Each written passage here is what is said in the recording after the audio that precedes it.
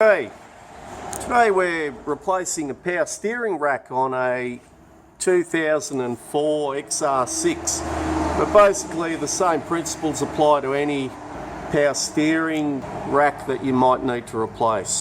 Basically what we're going to do is we're going to remove the bolt on the steering there, the steering rod, and we've also got these high pressure and return line that we need to replace or remove to be able to get that out. A bit of oil will come out of there, and then it's just a matter of undoing those tie rod ends on either side,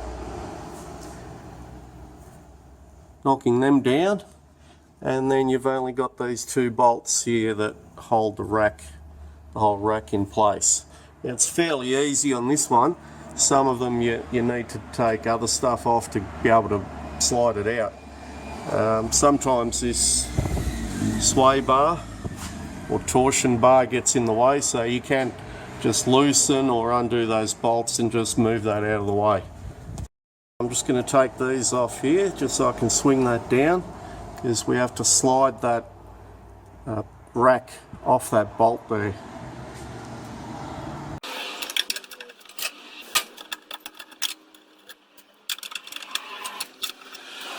And I'm going to do the same on the other side.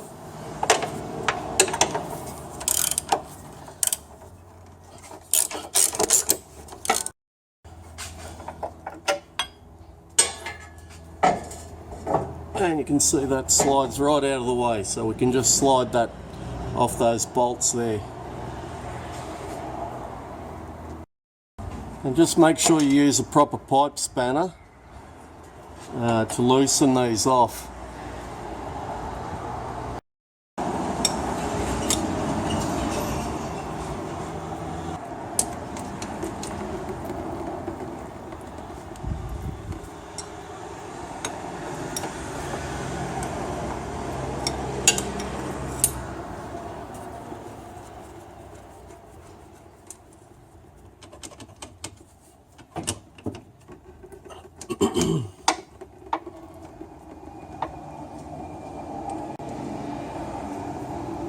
It's draining. I'll just take these nuts off.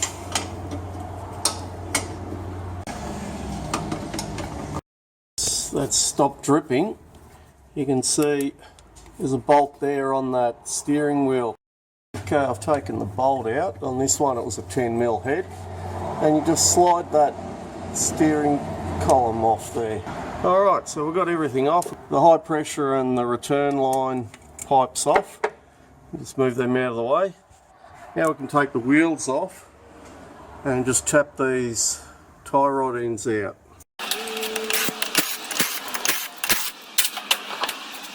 Do that bolt off the tie rod end.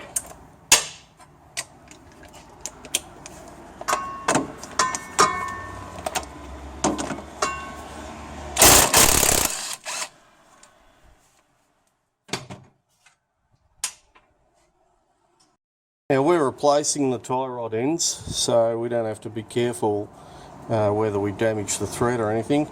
But if you were using it, you put the nut upside down, just so it's level with that top bit there, and then you can just give it a tap out like that. And we'll do the same on the other side.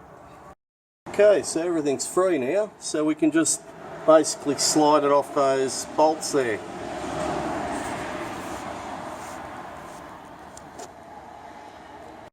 This vehicle's got extractors, so I can't actually just slide that out. It won't slide out by about an inch.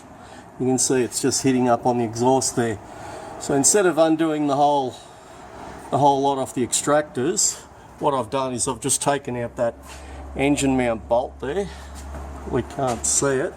Yeah, just there where my finger is. And I've just jacked it up.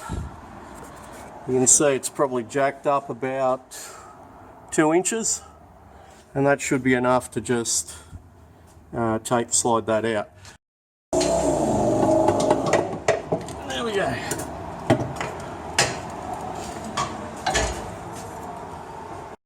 always a good idea to just have a comparison there.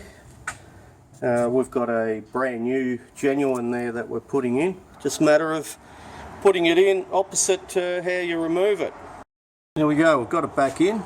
I haven't done these up really tight because it's got to go in for a wheel alignment now that we've just replaced that. So we don't have that facility here. And just make sure you go through and double check everything that you've undone. Don't forget the engine mount bolt, these sway bar or torsion bar rubbers, brackets, the steering up here as well. Alright, we're ready to fill it up with oil now. Okay, not a lot of oil come out of it, but what I've done is I've overfilled it, and now I'm going to just start it up for a moment and just make sure it hasn't sucked all that away. I'm not sure that the power steering racks usually come primed with a little bit of fluid in them, but it's always a good idea to just do this double check, or you can run the pump drive dry and seize it up.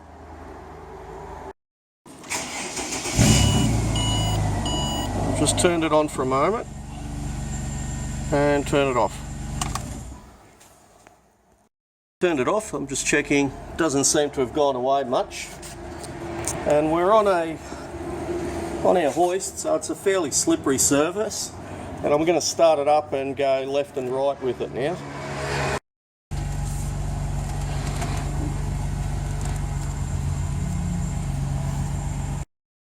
There we go. Like I said, we've got to do a wheel alignment on it, so it's definitely probably out. And the job's done. Not a difficult job, just can be dangerous if you're doing it on the ground. Not a lot of room. Anyway, thank you for watching. See you next time.